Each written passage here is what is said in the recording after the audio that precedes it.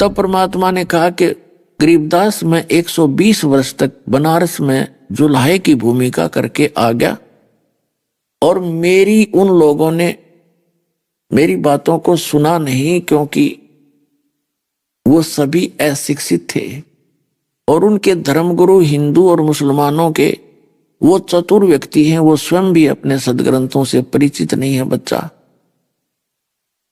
और फिर एक समय आएगा कलयुग के अंदर, मेरा काल से एग्रीमेंट हो चुका है, जब कलयुग 5500 वर्ष बीत जाएगा उसके बाद हम पूरे विश्व को, अपने बच्चों को ये सत भक्ति बताएंगे। तब तक आप यहां आंखों देखा सारा विवरण वहां बता देना सबको, लेकिन जो भक्ति के मोक्ष के मंत्र हैं ये किसी को बताना नहीं, क्योंकि पुण्यात्माओं जब तक हम पूर्ण रूप से परमात्मा से परिचित नहीं होंगे तो उस भक्ति से लाभ तो छोटे मोटे हो ही जाते हैं और वो काल हमारा दुरुपयोग करता है। फिर तो इसलिए परमात्मा ने प्रथम मंत्र जो 5 नाम का होता था, 5 नाम का, जो अब 7 नाम का दिया जाता है, वो 5 नाम के मंत्र देने का आदेश दिया था उन संतों को कि ये सतनाम और सारनाम अभी तुम जाप करना, लेकिन गुप्त रखना। उसका कारण क्या बताया था कि धर्मदास जी को भी ऐसे लेकर गए थे भगवान ऊपर सतलोक में, फिर वापस छोड़ा था। आदरणीय धर्मदास साहिब जी बांधवगढ़ वाले को, आदरणीय मुल्कदास साहिब जी को भी ऐसे लेकर गए थे, उनको वापस छोड़ा था। आदरणीय नानक साहिब जी को भी बेई नदी से लेकर गए थे अकाल मूर्त वो परमात्मा अल्लाह अकबर कबीर साहब, और उनको फिर वहां दिखा के सारा कुछ, फिर उनको सही ढंग से समझा के वापस छोड़ा था कि तुम सतलोक सचखंड की महिमा सुनाओ, सब जनता को गुण गाओ, लेकिन अभी सारनाम और सतनाम गुप्त रखना, किसी को देना नहीं, नहीं तो तब तक ये काल के भेजे हुए दूत जैसे ये चल रहे हैं, राधा स्वामी धन धन सतगुरु, ये सारे काल प्रेरित हैं, तो ये सभी इन नामों से और इस ज्ञान से परिचित हो जाएंगे। ये अधिकारी हैं नहीं नाम देने के, क्योंकि शिवदयाल का कोई गुरु नहीं, और गुरु बिन माला फेरते गुरु बिन देते दान, गुरु बिन दोनों निष्फल हैं, चाहे पूछो वेद पुराण। जिसका दुष्परिणाम ये निकला कि वो पुण्यात्मा थे शिवदयाल जी, पिछले जन्म के बहुत पुण्यकर्मी प्राणी थे जो करोड़ों जीवों को भरमा कर चले गए। उनकी पूर्व जन्म की भक्ति चलती थी, उनकी जुबान में भी सिद्धि थी, किसी को थोड़ा बहुत हानि लाभ भी हो रहा था, उनका कोई गुरु भी नहीं था, और वो ये डड़े ढो रहा था, हटियो करता था, 500 नाम काल के जाप करता था। तो उसका अंत क्या हुआ कि अंत में वो मृत्यु के उपरांत प्रेत बन गया और अपनी शिष्या बुक्की नाम की एक बेटी थी, उसके अंदर प्रवेश करके और फिर वहां भोजन पावे, ओका पाड़े, फिर दोबारा आके मोक्ष है उसका। ये तो कहने का भाव ये है कि परमात्मा ने कहा ये अधिकारी है नहीं, इनसे कोई भी नाम ले रहा है पंथों से, उनका कोई कल्याण नहीं हो सकता, 100 जन्म भी नहीं हो सकता। और इनके पास अगर यही मंत्र होते, यही ज्ञान होता, तो आज हम बिनता कैसे बताते कि ये मंत्र गलत है, ये ठीक है। तो यूं कहते कि हमारे गुरुजी भी यही नाम दे रहे हैं, तुम्हारे वाले क्या नारे देते हैं। और वो अधिकारी होते नहीं, जैसे कोई डुप्लीकेट लाइसेंस बनाता है, पासपोर्ट बनाता है, वो तो वैसा सेम टू सेम बनाता है, लेकिन वो वैल्यूएबल नहीं है, वो वैलिड नहीं है, तो वो सारा काम बिगड़ गया, तो वैलिड वस्तु नहीं है। तब गरीबदास जी को और अन्य महापुरुषों को परमात्मा ने कहा था इसको गुप्त रखना, अपने लिख देना वाणी में, लेकिन देना नहीं किसी।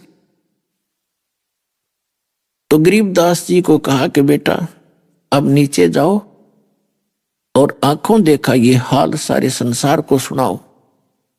तब गरीबदास जी ने कहा कि परमात्मा मुझे यहीं रख लो, उस गंदे लोक में जाने को कतई दिल नहीं करता, वो तो आज ना तो कल मृत्यु, वो तो अपना है ही नहीं।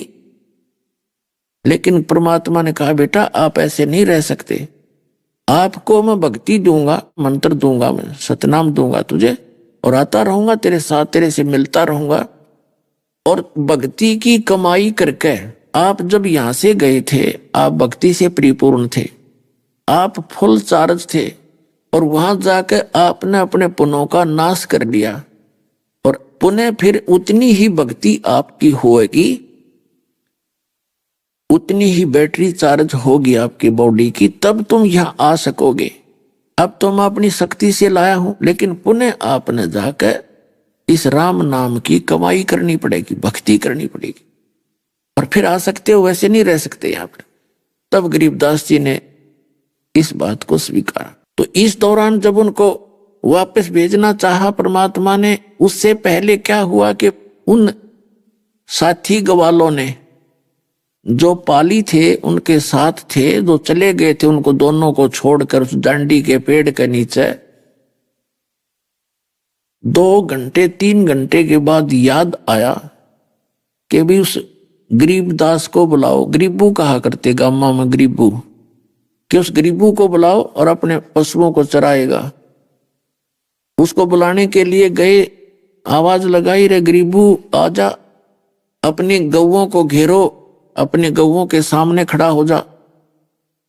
अब वो निकट भी जाके कति बिल्कुल साथ में जाके भी आवाज लगाई तो भी नहीं बोला, वो तो ऐसे बैठा।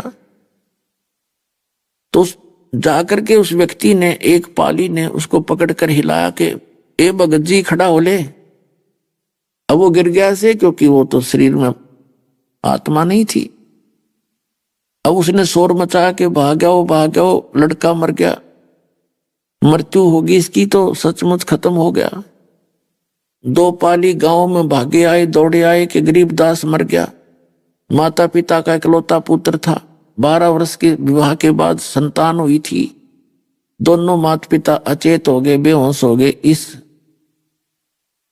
दुखद बात को सुनकर, सूचना को सुनके गांव के लोग भाग लिए। 2 किलोमीटर 1.5 किलोमीटर की दूरी पर वो स्थान था गांव से। कहने का भाव यह है कि वहां गए, उस शव को घर ले आए, फिर घर से शमशान घाट ले गए। ऐसे 10 घंटे लगभग बीत गए। अंतिम संस्कार के लिए चिता पर रख दिया, तब परमात्मा ने वो आत्मा वापस भेज दी। लेकिन वो पहले वाले गरीबदास नहीं थे। पहले वाली उनकी भाषा बोली नहीं रही, वो लोकोक्तियों के माध्यम से, दोहों के माध्यम से बात करने लगे। तो गांव वालों ने सोचा ये लड़का मेंटल हो गया, उस बाबा जी के जादू जंत्र के दूध न पी के। तो ये शुक्र मनाया, कोई बात नहीं, पागल तो हुआ सो हुआ। लेकिन यह बेटी, इसकी माता उस गांव की लड़की थी, वो वहां अपने पिता की जमीन में रह रहे थे। तो गांव वालों ने सोचा, उसके माता पिता ने, लड़की के माता पिता ने सोचा कि कोई बात नहीं, पागल हो गया सो हो गया, इसने देख के लड़की टाइम पास कर लेगी अपना, इसके सहारे ये जी लेगी। इस आशा से उन्होंने अपना संतुष्टि पाई। अब 3 वर्ष बीत गए ऐसे ही। वो लड़का जो है 12-13 वर्ष का हो गया जब, तो वो बोली ऐसे ही बोलता फिरता, बच्चों में बैठ के भी ये कथाएं सुनाता। अलल पंख अनुराग है सुन मंडल रहे थीर, दास गरीब उधारिया सतगुरु मिले कबीर। अब कबीर का उन गांव ने पता नहीं कबीर कौन है, क्योंकि वो ऐसे बहुचर्चित थे नहीं परमात्मा। एक दिन क्या हुआ कि एक गोपाल दास नाम का एक दादू पंथी, यानी दादू जी के पंथ का एक साधु संत बना हुआ था गोपाल दास। बाल बच्चेदार था, 65 साल की उम्र हो गई थी। घर त्याग कर सन्यास लेकर के वो दादू पंथ से दीक्षित होकर और अपना प्रचार करता था, इधर उधर जाता था, अपने चेले बना रखे थे गांव गांव। तो छुडानी गांव में उसका एक शिष्य था, उसके वो आता रहता था, वहां रुक गया आकर। तो उस गोपाल दास के शिष्य ने अपने गुरुजी से कहा कि गुरुदेव, हमारे एक लड़की का लड़का है और उसको किसी साधु संत ने जादू जंत्र का दूध पिला दिया। उस दिन के बाद वो तो मृत्यु को प्राप्त हो गया था। भगवान ने दया करी, उस बेटी की अर्ज सुन ली, वो जीवित तो हो गया लेकिन पागल हो गया। उस दिन के बाद वो पता नहीं क्या क्या बोलता रहता है, किसी की सुनता नहीं है। और सुना है कि संत की विद्या को संत ही ठीक कर सकता है। आप दया करो, किसी प्रकार उसका जीवन सुधर जाए, वो ठीक हो जाए बालक। गोपाल दास ने कहा ठीक है, उसको बुलाओ, बच्चे को लाओ, मैं देख लेता हूं। वो व्यक्ति गया, गरीबदास जी के नाना जी से मिला, जो बहुत बड़े चौधरी थे, गांव के मुखिया थे, बहुत बड़ी जमीन के मालिक थे। उनसे सारी बात बताई कि हमारे घर एक संत आए हैं, वो कहते हैं कि मैं इस लड़के को ठीक कर दूंगा। तो उन्होंने कहा बहुत अच्छी बात है, चलो। 5-7 व्यक्ति बूढ़े बूढ़े बुजुर्ग से चले गए और साथ में गरीबदास बालक 13 वर्ष के बच्चे को साथ ले लिया। अब उसने पूछा गोपाल दास ने कि बच्चा कौन था जिसने तेरा जीवन नाश कर दिया बेटा? तब गरीबदास जी ने कहा कि बाबा जी, अलल पंख अनुराग है सुन मंडल रे थीर, दास गरीब उधार दिया, मेरा तो उद्धार कर दिया, मुझे सतगुरु मिले कबीर। हम सुल्तानी नानक तारे, दादू को उपदेश दिया, जात जुलाहा भेद न पाया, वो काशी महे कबीर हुआ। अब वो दादू पंथी था और फिर उन्होंने बताया गरीबदास जी ने कि हम सबका उद्धार उसी महापुरुष ने किया जो पूर्ण परमात्मा है। कबीर हम यानी हम सभी इंक्लूडिंग गरीबदास, हम सुल्तानी का अब्राहिम सुल्तान अधम एक मुसलमान थे। हम सुल्तानी नानक तारे, सिख धर्म के प्रवर्तक नानक जी, गरीबदास जी बता रहे हैं कि हम सभी का कल्याण उस कबीर ने किया जो काशी में धारक रूप में रहा करते थे, वो पूर्ण परमात्मा थे। हम सुल्तानी नानक तारे, दादू को उपदेश दिया और जात जुलाहा भेद नहीं पाया, वो काशी में कबीर हुआ। अनंत कोट ब्रह्मांड का एक रति नहीं भार, सतगुरु पुरुष कबीर हैं, ये कुल के सृजनहार। और काफी वाणी बोली उन्होंने, काफी देर तक बोलते रहे, सुनाते रहे। गोपाल दास का सिर चकरा गया, उसकी बुद्धि घूम गई कि इसने ये पागल बताओ गांव वाले। अब साधु संत, वो गोपाल दास ने कहा, रे गांव वालों, पागल ये बालक नहीं, पागल तुम हो। ये तो अमृत बरसा रहे हैं। तो गोपाल दास जी 65 वर्ष के व्यक्ति जो भगवान की तरफ में घर छोड़कर निकले थे, उन्हें सामने ऐसा अनमोल ज्ञान दिखा, करबद्ध खड़े हो गए उस 13 वर्ष के बालक के सामने। वो 65 साल के महात्मा। उन महात्मा का अर्थ कोई गुरु नहीं होता, अच्छी आत्मा जो उत्तिष्ठ आत्मा हो जाती है, भगवान के लिए तड़प रही है, वो महात्मा होते हैं। और उनमें एक विशेषता होती है कि वो भगवान के लिए कुछ भी कर सकते हैं। वो ना अपना मर्यादा देखते हैं, ना वो ऊंच नीच देखते हैं, वो केवल अपना कल्याण देखा करते हैं। उस 65 साल के महात्मा ने ये नहीं देखा कि तेरी बेइज्जती हो जाएगी, चेले के कहेंगे। हाथ जोड़ के और खड़े हो गए, नो बोले महाराज जी ये वाणी लिखवा दो मुझे, बहुत प्यारी वाणी लगती है आपकी। गरीबदास जी चल पड़े मुंह फेर के। अब गांव वालों ने सोचा कि इस बच्चे के अंदर तो बहुत बड़ी बला है, कोई इस बाबा जी का भी असर हो गया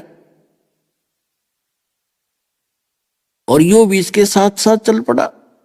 कोई ज्यादा ही जादू जंतर मंत्र तेज है इसके अंदर। अब 3 दिन तक वो साधु संत उसके पीछे घूमता रहा और कहता रहा कि महाराज ये वाणी लिखवा दो, आने वाले कलयुग में ये जीवों का उद्धार करेगी, आप दया कर दो। तीसरे दिन गरीबदास जी ने कहा कि बाबा जी अगर सारी लिख है, बीच में भाग नहीं जाएगा तो मैं बोलूंगा, ना तो कति नहीं बोलूं। तो वो कहने लगा गोपाल दास जी मैं तो घर से फारिग होकर आया हूं और इससे बड़ा उपकार क्या होगा कि मैं इस अनमोल वचनों को लिख दूंगा, आने वाले बच्चों को लाभ होगा, आपके बच्चों को। 6 महीने तक गरीबदास जी के ही एक बेरी का बाग था, बेरी का, और उस बेरी के बाग में एक जांडी का पेड़ था। उधर जांडी ज्यादा होया करती थी, मरुस्थल सा क्षेत्र था, मारो क्षेत्र था।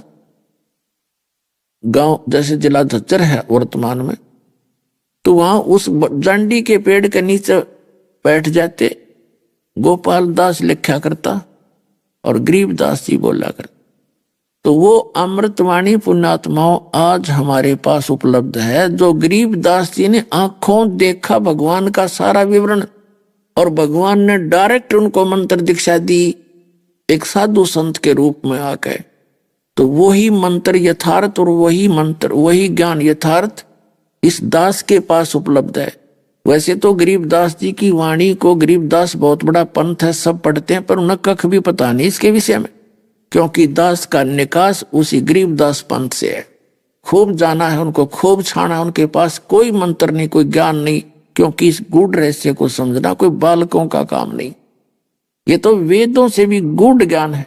उस अमृतवाणी में क्या लिखा है कि पंजा दस्त कबीर का सिर पर रखो हंस,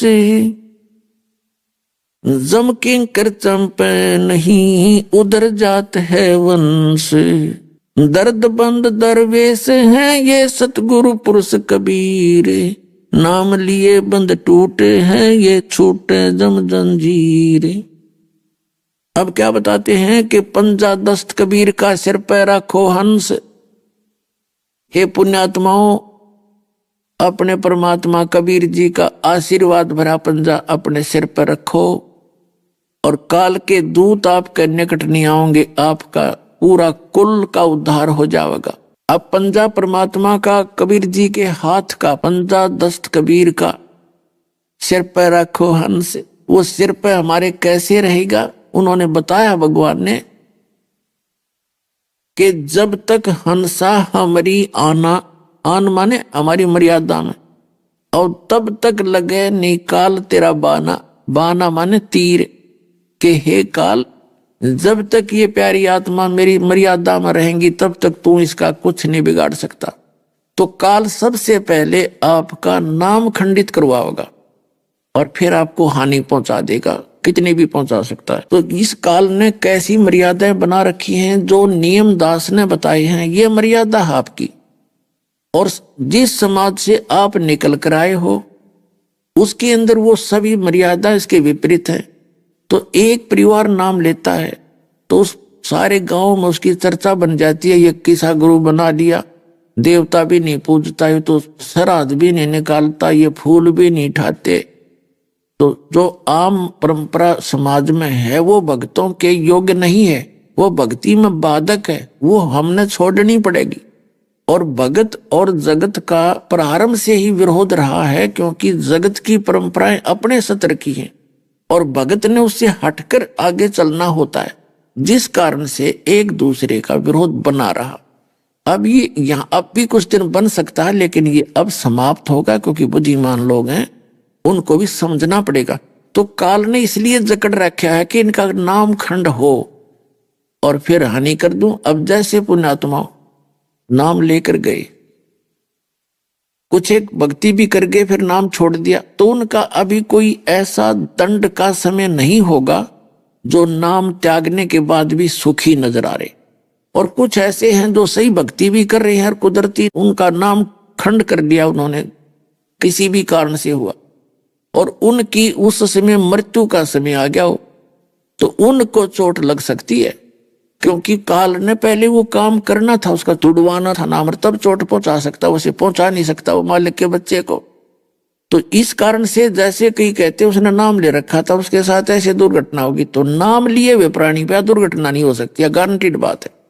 नाम खंड करवा के कर सकता वो। तो यहां बताते हैं कि पंजा दस्त कबीर का सिर पर रखो हंस, ये मर्यादा जो आपको बताए गए पुण्यात्माओं, आप बालक हो, आपको ज्ञान नहीं, ये दास टीचर है इस मार्ग का, और इसकी जरा सी भी लापरवाही आपको बहुत भयंकर सिद्ध हो सकती है। जैसे सीता जी को जिस समय वो वनवास में थे, एक झोपड़ी में रहा करते थे, वहां एक स्वर्ण का मर्ग बनकर, सोने का मर्ग बन करके सीता जी ने जो बाग बगीची लगा रखी थी फुलवाड़ी, उसको तोड़ने लग गया मारीच, रावण का मामा था। तो सीता उस पर आकर्षित होगी कि बड़ा सुंदर हिरण है, मृग है, और अपने पति से कहा कि इस मृग को लाओ, जिंदा या मुर्दा, हट करके बैठगी।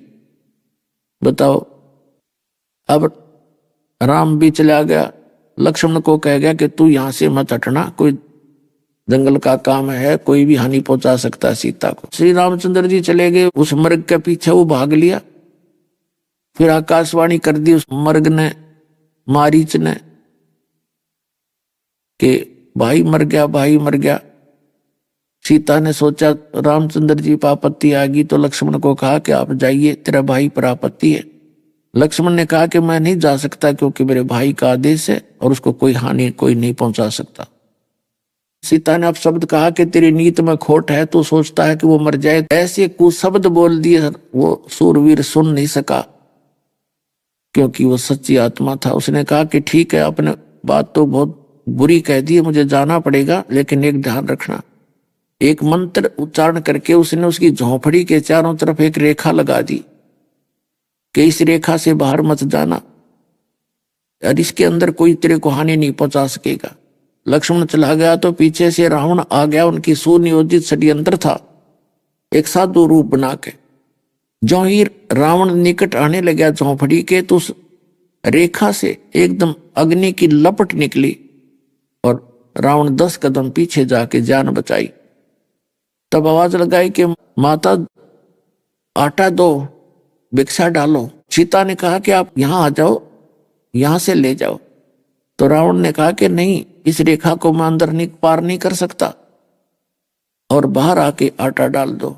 अब सीता ने अपने दिमाग से सोचा था क्या फर्क पड़ता है, अभी आटा डाल के वापस आ जाऊंगी। अब उठा के लेकर आटा और डालने गई, रेखा पार करेगी, उस पर असर करना नहीं था रेखा ने। तो जाते ही उसने बांह पकड़ ली रावण ने और डाल ली कंधे पर, जा पटकी वहां लंका में। अब वो मूर्ख से जो ये कह कर गए थे इसे बाहर मत निकलना, और उसे अपनी सोच से क्या फर्क पड़ता है, ऐसा फर्क पड़ा। 12 साल तक वहां पड़ी रही उस रावण के उसमें कैद के अंदर, और करोड़ों आदमी मरवा दिए, जब जाके वो छुटवा के लाए। तो पुण्यात्माओं, ये लक्ष्मण जैसी रेखा समझ लेना जो मर्यादा आपको बताएगी, तो उससे उनकी मर्यादाओं का पालन करने से आपके ऊपर परमात्मा कबीर जी का हाथ का आशीर्वाद भरा पंजा आपके सिर पर रह सकेगा, नहीं तो काल का अटैक आपके ऊपर फिर हो सकता है। पंजा दस्त कबीर का सिर पर राखो हंसे, यम किंकर चंपे नहीं उधर जात है वंश। दर्द बंद दरवेश हैं ये सतगुरु पुरुष कबीर, नाम लिए बंद छूट है ये टूटे जम जंजीरे। दर्द बंद दरवेश हैं, हमारे दर्द को पहचानने वाले दरवेश माने महात्मा हैं। परमात्मा कबीर जी एक साधु रूप में यहाँ आते हैं, और सतगुरु पुरुष कबीर नाम लिए बंद छूट है, उनका नाम लेने से काल का बंधन छूट जाएगा और टूटे यम जंजीर, जम की जंजीर, इस काल के सब बंधन खत्म हो जाएंगे। सतगुरु पुरुष कबीर हैं ये 3 लोक तत्सार, और कोटि 49 पृथ्वी, ये 14 भवन आधार। सतगुरु पुरुष कबीर हैं 3 लोक तत्सार, और 2-4 की के कहूं ये तो उतार हंस अपार। कहते 2-4 की तो बात क्या, पूरे विश्व को पार कर देंगे। अगर इनकी मर्यादा और भक्ति सत करते रहे तो पूरे विश्व को पार कर देंगे। सतगुरु पुरुष कबीर हैं ये 4 युग परवाने, ये झूठे गुरुआ मर गए हो गए भूत मसाने। क्या बताते हैं कि सतगुरु पुरुष कबीर हैं 4 युग प्रमाण, और झूठे गुरुआ मर गए वो बन गए भूत मसान। अब पूर्ण परमात्मा कबीर जी 4 युगों में आते हैं। सतयुग में सत सुकृत नाम से, त्रेता में मुनिंदर नाम से, द्वापर में करुणामय नाम से, और कलयुग में कबीर नाम से वो परमात्मा आए। तो कबीर साहब ने कहा कि सतयुग में सत सुकृत का टेरा, और त्रेता नाम मुनिंदर मेरा, द्वापर में करुणा में कहाया, और कलयुग नाम कबीर धराया। 4 युग में संत पुकारे कोक कहा हम हेल रे, हीरे माणक मोती बरसे ये जग चुगता डेल रे। उस परमात्मा ने बताया कि 4 युग में हम आए और मैं सब महापुरुषों को मिला। उन महापुरुषों ने मुझसे परिचित होकर के, उन संतों ने मेरी महिमा का गुणगान किया, पर काल के दूतों ने मेरे बच्चों को मेरे तक आने नहीं दिया। अब वो समय निर्धारित किया परमात्मा ने, और काल ने स्वयं इस बात की स्वीकृति दे रखी है कि कलयुग के अंदर आप कितने प्राणी ले जाना, लेकिन सतयुग त्रेता द्वापर में भगवान थोड़े जीव निकालना। तो पुण्यात्मा परमात्मा को पता था कि सतयुग त्रेता द्वापर में ये दुखी नहीं होंगे, क्योंकि शुभ कर्मी प्राणियों का जन्म होता है। वो कोई भी भक्ति कर रहा है चाहे नहीं कर रहा है, छोटी मोटी तो सभी भक्ति करते हैं। जैसे चाहे गांव में अपना कोई समाध पूजा है, साल 6 महीना में एक बार वह जोत लगा देता है, तो वो भी भक्ति मान रहा है उसने, और उसको भी लाभ हो रहे हैं, वो हो रहे हैं पूर्व जन्म के, और वो मान रहा है समाध है। वो समाध वाला तो आप भूत बना बैठा, बता तुमने क्या लाभ देगा। तो यह भूल थी, हमें ज्ञान नहीं था। तो इस प्रकार परमात्मा को पता था कि सतयुग त्रेता द्वापर में कोई भी भक्ति नहीं करेगा, और जो साधना वो कर रहे हैं उससे लाभ तो हो रहा है उनके पूर्व संस्कार से, और वो इन सोचेंगे इससे हो रहा है। और अब क्या स्थिति आ गई, मालिक ने जो समय निर्धारित किया कि जो भी सभी साधना कर रहे हैं, कोई किसी पंथ से जुड़ा, कोई संत से जुड़ा, और सब भक्ति भी कर रहे हैं, सबकी दुर्गति नो की नो, क्योंकि पूर्व जन्म के बढ़िया संस्कार इनके रहे नहीं। जो भक्ति वो कर रहे थे वह भक्ति पहले भी व्यर्थ थी, और आज वह से दापा हो जाएगी। और फिर परमात्मा ने पता था कि जब वो दुखी हो लेंगे, कति बिरान माटी हो लेगी, तब छोड़ देंगे उन्हें, और फिर मेरे पास आवेंगे। अपने घर में बालक से लोटा पेटा आ जाते, कितना धन का नाश करा वो आवारा गर्दी में, और आगे फिर भी बाप से माफी मांग ले, मैं फिर कभी नहीं करूंगा, आगे ठीक ठाक रहूंगा, तो सारे भूल जाता है, उसको फिर से अपने स्वीकार कर लेता, सीने से लगा लेता है। तो पुण्यात्माओं, ये आपका पिता है कबीर साहब, पूरे विश्व के प्राणियों का, और आप काल के जुड़े बैठे थे, वो कभी सुख दे ही नहीं सकता।